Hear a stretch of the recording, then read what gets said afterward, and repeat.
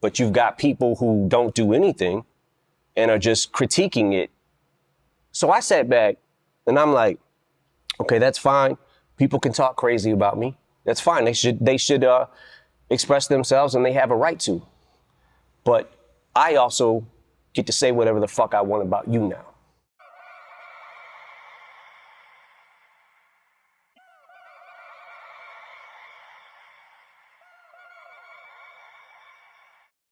I think we all eventually become what we despise.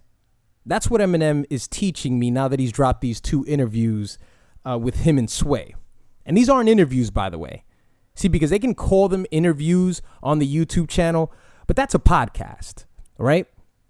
Those are questions being asked to you by your employee. That's your podcast. When Joe Budden does the Joe Budden podcast with Rory and with Maul, those are his employees. When Joe Rogan does the Joe Rogan Experience, Jamie, his engineer, that's his employee. That's a podcast, sir. That's not an interview.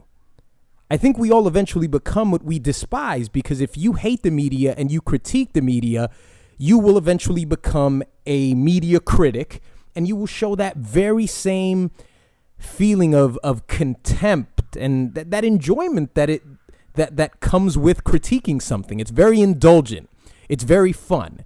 It's why I do it. It's why everyone does it. Not just on YouTube, but on Twitter, but on Instagram. Everybody's critiquing something. Even on CNN, you are a political critic. If you have a show on ESPN, then you are a sports critic. Criticism is shaping the world because we all love to have conversation. That's a podcast. That is not an interview. If you give people enough time to, I got an album coming out in 2 months.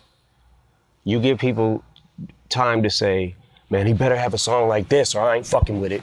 If he don't have a song like this, I ain't fucking with it. Yeah. He better not be rapping like this. He better not be rapping about this or I'm not gonna fuck with it. And when you go into an album, you can go into anything with the mindset of this is gonna suck. And then even if you kind of don't feel that way, you're already kind of formed your opinion in front of all your friends, and you know what I'm saying? Like, so I feel like giving them no warning was the best thing to do, just because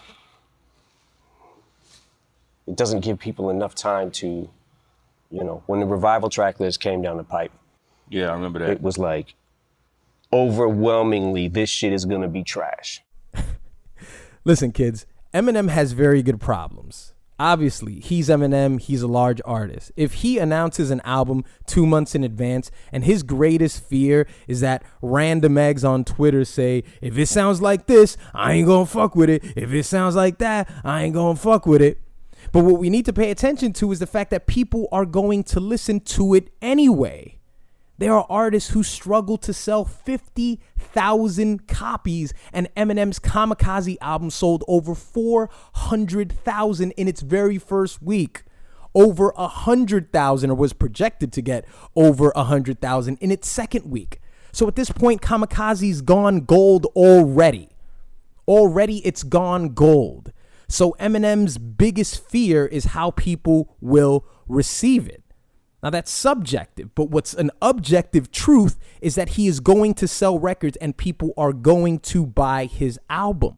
Me sitting back and seeing things that I saw, it was kind of like, I felt a bunch of different ways. I felt like, okay, maybe because it doesn't sound like everything else and what most people are doing, maybe that was what tainted their ear. Because I remember a time in hip hop where you had to be so different from the next person or you were trash. There's a shift somewhere that happened that if it doesn't sound like everything else, then it's trash automatically. Yeah. And I just sat back like, okay, all right, I can take that. It's not like I can't take constructive criticism, but I feel like it kind of went beyond constructive criticism. Now, this was the dumbest fucking part of the entire podcast. This was ridiculous. So apparently it's either our ears are tainted, or you just sound so different that now that the climate's different, since you sound different, it is now by default trash.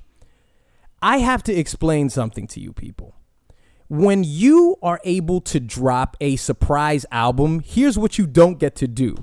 You do not get to blame the market for your failures. You do not get to blame the market for your album being received in a poor way. Because if you can drop a surprise album, then that means you are above the market without promotion, without marketing. You know who does get to complain about the market? Someone who cannot drop a surprise album. Okay? Would Royce the 5'9" drop a surprise album? No, because he is not above the market.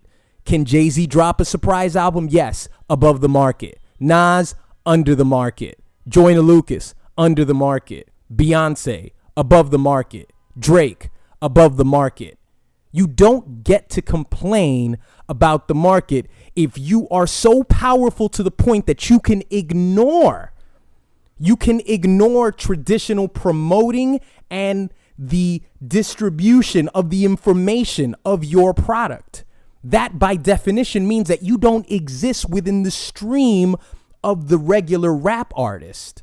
So if you say that the problem is either, well, it's because their ears have been tainted, or I just sound so different that now when you sound different, you're deemed as whack. And I don't understand that either. I don't understand the idea that Eminem, for some reason, thinks that he is appealing to a Lil Xan fan, as if late 20s to early 40-year-olds, just that's not a market anymore. Like they just don't exist. That's not Eminem's demographic. He just acts like those people just do not exist. And the people who are weighing in, I have to choose from Lil Uzi Vert or Eminem. Well, Eminem sounds nothing like Lil Uzi Vert or Lil Xan or Trippie Redd, so I'm going to go with that. It's ridiculous. You're going to come across as bitter when the scale is already tipped in your favor. Everybody on the internet, and in hip hop especially, it seems like either a rapper, a DJ, a writer, a producer, has something to do with it. And I love the fact that so many people now have been able to get on easier than it was for me or you back in the day, because we didn't have this platform. So I appreciate the platform. It's just that now you've got people that not only are doing the same thing and they can do it better, but you've got people who don't do anything and are just critiquing it. So I sat back and I'm like, okay, that's fine. People can talk crazy about me. That's fine. They should express themselves, and they have a right to. But I also get to say whatever the fuck I want about you now. So at one point, Sway references the line that Eminem has in the Ringer track where he says, "You mention me, millions of views, attention in news. I mention you, lose for me, win for you, billions of views. Your 10 cents or two, skim through the music to give shit reviews to get clicks, but bitch, you just lit the fuse." Now, this is, of course, a reference to just commentators, more specifically YouTubers. And what I would suggest to a fan who, for example, says he doesn't want to go to an artist's show because it's a lose-lose for them. I pay money and you're still the center of attention. I would suggest to that fan to not go to the show.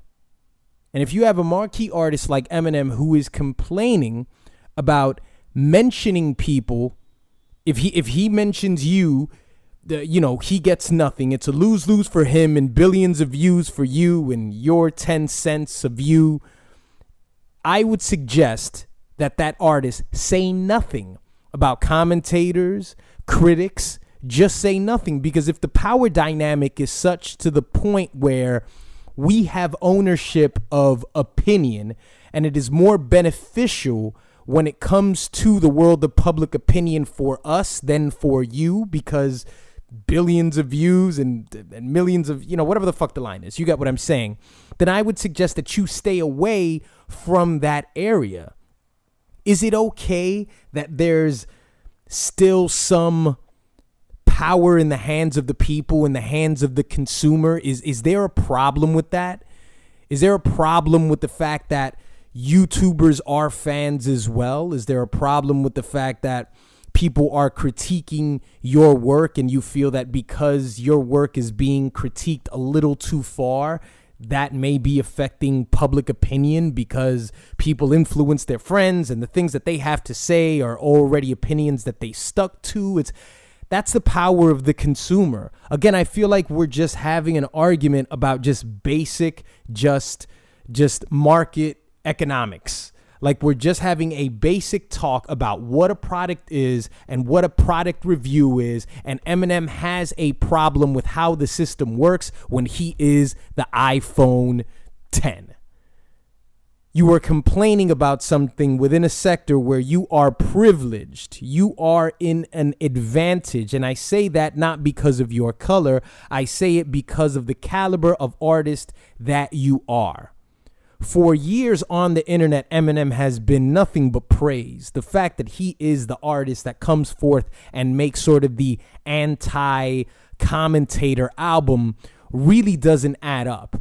I mean, there's been content all over YouTube for years that has given Eminem his credit, but now he's just the victim of the algorithm. He is a victim of just mass consumption. I mean, Eminem probably sits at home all day when he has nothing to do, which that could mean 3 to 4 hours a day, and he just skims through content that's concerning him. If he is so obsessed with music that he will go to the point where he is making records about critiques and about YouTubers, about commentators, then you better bet that he spends a lot of hours consuming content, Googling himself, just being obsessed and just overwhelmed by the things that people have to say about him. Now, he's just a victim of the times. That's simply what's happened. If you go to Instagram and you click on a suggested ad of a t-shirt that you like and you click on that ad, the next time you come back on Instagram, there will be another ad for another t-shirt because it's just blind robots just out there searching for your attention and just locking you in. That's all it is. And if you're Eminem who's on YouTube and you look at a video of Eminem, then you follow the wormhole. Just like you said, you just follow the YouTube wormhole and you're on it for hours. Can you imagine what the internet is to him is what I'm asking you to consider. Can you imagine what the internet is to Eminem if he's on the hip hop sector of YouTube? And it's just video after video of critiques of old songs, critiques of new songs. It's just nothing but criticism. And I'm not sympathizing with him. I'm not sympathizing with Eminem. I'm saying that Eminem is a victim of what many of us are the victims of today, only it's in his own specific privileged form. What did you guys think about this interview / podcast? What do you think about Eminem's views on criticism? What do you think about Eminem's views as far as just the court of just public opinion, just period, just how he feels about it through the songs on Kamikaze and what was said in this interview? Please let me know in the comment section below what you think. And honestly, is Eminem an artist that are you done with Eminem? Because I think that's something to consider now. Even though Kamikaze was more of the old feel that most of us would want, Eminem's personality seems to maybe overshadow the good that he may have done on this album because of the post rollout of the album. But what do you think about that? Please let me know in the comment section below, and I will see you guys next time.